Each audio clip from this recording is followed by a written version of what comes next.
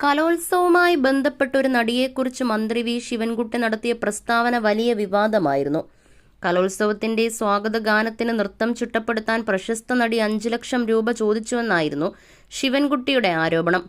നടിയുടെ പേര് അദ്ദേഹം വെളിപ്പെടുത്തിയിരുന്നില്ല. മന്ത്രിയുടെ പ്രസ്താവന വലിയ വിവാദമായി മാറിയിരുന്നു. ഇപ്പോഴിതാ മന്ത്രി ആരോപണം ഉന്നയിച്ച നടി നവ്യ നായരാണെന്ന വാദവുമായി എത്തിയിരിക്കുകയാണ് സംവിധായകൻ ആലപ്പി അഷ്റഫ്. വർഷങ്ങൾക്ക് മുൻപ് കലോത്സവത്തിൽ തനിക്ക് കലാതിലകം തരാതിരുന്നതിന്റെ പ്രതികാരമാണ് നവ്യ നായർ 5 ലക്ഷം പ്രതിഫലം ചോദിച്ച് വീട്ടിയിരിക്കുന്നതെന്നാണ് ആലപ്പി അഷ്റഫ് പറയുന്നത്. തന്റെ യൂട്യൂബ് ചാനലിൽ പങ്കുവച്ച വീഡിയോയിലൂടെയായിരുന്നു ആലപ്പി അഷ്റഫിന്റെ ആരോപണം.